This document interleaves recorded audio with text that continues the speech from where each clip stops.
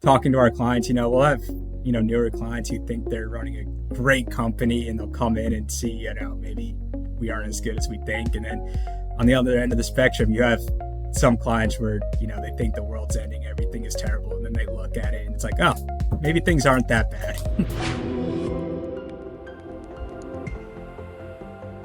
Welcome to Strength in Numbers, where we share real data with our 400 plus clients, industry trends, practical strategies that you can use to grow your revenue, protect profits, create value in your pest or lawn company. I'm Joe Brown, Director of Business Development here at PCO Bookkeepers and M&A Specialists. I'm here with PCOB's Senior Client Manager, Matt Gordon, CPA. And Matt, thanks for joining us. We're going to be talking about really kind of reports in general. I'm going to keep it high level, and we'll see where this conversation goes. But appreciate you joining us. Yeah, thanks for having me. What I wanted to start with is, so a lot of owners, they get their financial statements, right? They glance at them and they move on, right? Mm-hmm. They know that they need these financial statements. They just kind of take a peek at them. But they have a sense of whether they're doing well or not doing well, but ultimately they don't use it as much as we'd like. And what's the difference, in your opinion, in simply just getting the reports versus actually using the reports to run a better business? Yeah, so I think the difference between just receiving reports is, you're going to get a set of reports. Maybe you open them, maybe you don't even open them. And if you do open them, maybe you just glance at the bottom line, see you were profitable and kind of keep things moving. That's as opposed to, actually using the reports to your business, where I think it's more so understanding where the numbers are coming from, what's driving the numbers, using those numbers to figure out where your strengths are, where your weaknesses are, maybe identifying some areas of weakness and, implementing a plan to improve those areas. And then, in subsequent months, seeing the change in the numbers and, ensuring they're moving in the right direction and understanding what's actually driving those changes. I mean, it's one thing to talk about that, right? And I know we use some tools on our side. We use software, I know, called Fathom. Without getting into it, I guess, from myself, because you use it a heck of a lot more than I do. But can you explain to me what is Fathom? What insight can you get from Fathom, and how we use it and how other PCOs could use it? Yeah, so Fathom is a reporting software. It sits on top of QuickBooks and it kind of helps you visualize different sets of financial data. Whether if you're more of a visual person and you want to see different charts and graphs, or if you can even just see, the numbers if you just want to see like financial statements. We use Fathom to kind of discern a lot of different insights into a business. On top of your, traditional charts and graphs, there's different tools such as, GoalSeek, which I'm going to share with you in a bit, which, kind of helps us, explain concepts to other PCOs, kind of helps them understand kind of what levers they have, at their disposal to really make an impact in their business. Yeah, I think one thing, right? Like, you're the accountant, you're the CPA. At least when I was coming on board, it's way easier for me to grasp concepts compared to the debits and the credits. And Mm-hmm. quite frankly, most business owners don't necessarily need to know the in-depth debits and credits too much. Yes, you should have a baseline knowledge of it, I would say. But what's more important, I think, is the strategy behind it. Can you show me Fathom and show me kind of some of the things that you're talking about? Yeah, absolutely. Let's take a look at this goal seek function because I think it's most applicable to most PCOs. And again, it kind of helps us, teach our clients, again, kind of some of those levers they have at their disposal to really impact their business, right? So this goal seek function is pretty cool, where you can kind of look at various KPIs and kind of see, what changes in your business you can use to kind of achieve maybe a certain number that you're looking for, right? So the example I have here is, operating profit margin, right? How do we impact our operating profit margin? So, you can set a goal, for this particular sample client. Last year they were at like a 21% operating profit margin. And let's say they want to get up to 26% for 2026. How do we get there? Right. We can increase our prices a little bit and we can kind of see how close that'll get us to our goal.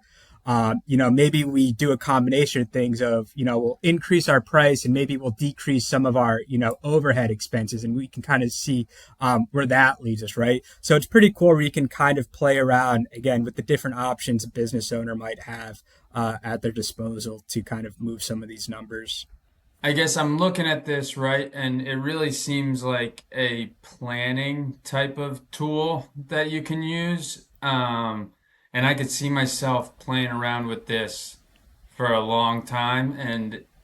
But how can you actually make it actionable? Because I can ultimately change fixed expenses right there, move it so much, and then hit my goal. It's like, oh, that's simple, right? Like, Yeah. how does PCOB help make this stuff actionable? Because it's one thing, like, it's a great tool. You can just kind of slide something, right? But, like, Yeah. great, what are you going to actually do about it? Like, Yeah, no, it's a great point. And, to kind of go off of what you're saying, like you could sit here for hours and just play around with the sliders and whatnot and thinking you're going to be changing things in your business, right? But this is really just very conceptual, right? You need somebody to kind of guide you and kind of like, okay, in practice, how do these numbers actually move? I get the concept of these numbers need to move.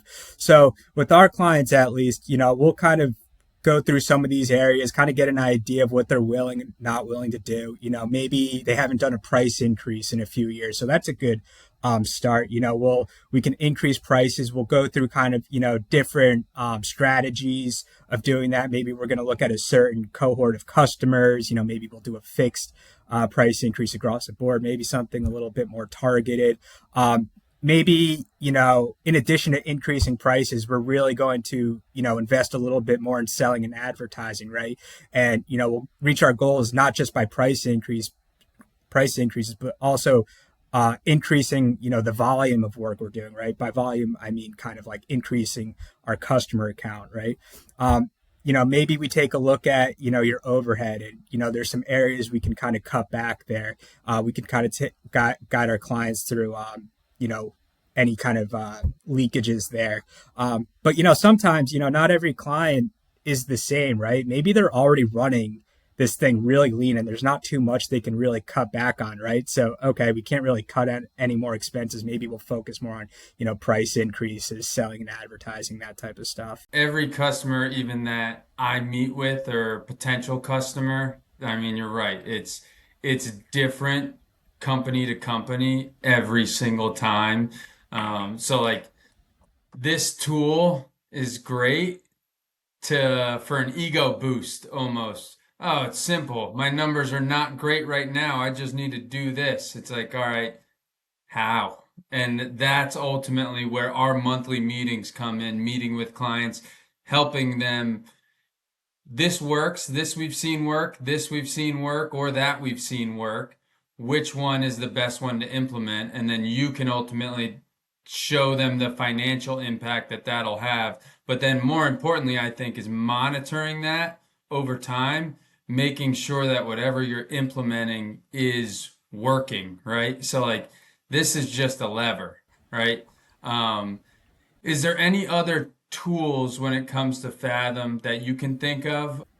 I think a really powerful one and something our clients really enjoy seeing is a lot of the benchmarking data that comes out of Fathom. It gives them a lot of perspective on kind of what are they doing well, what are they not doing well, and I can show you that real quick.